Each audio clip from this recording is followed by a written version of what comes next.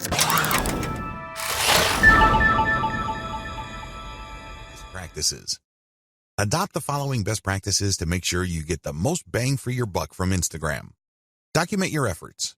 Make sure you write down what you're doing. This way you can have a written record. You can also conduct more experiments.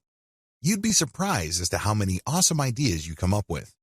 Unfortunately, if you keep coming back to the same failed idea over and over again, you're basically just chasing your tail. Document your efforts so you can run experiments and then fail quickly. This way, you can weed out bad ideas as soon as possible so you can focus on the ones that actually produce success. Focus on numbers. Don't go with your gut feeling. Focus on what the actual statistics of your results are. Focus on numbers because numbers do not lie. Start with influencers using a slow and low strategy. I know I've said this before in the section about influencers. However, this is so important that it is worth repeating. Contact as many influencers as possible, but pay them a low rate. The ones who take you up on your offer and run your ads will then weed themselves out. How? Well, each ad you run has a custom code or discount code or redemption code.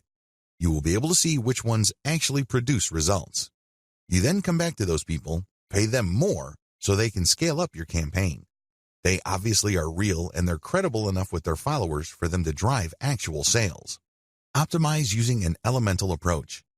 I've already discussed this in video 9, but you have to understand that you have to optimize going from element to element. This increases the chances that you won't be chasing your tail. This reduces the chance of repeating the same mistake over and over again. Use an elemental approach so you can increase your ad campaign's overall effectiveness.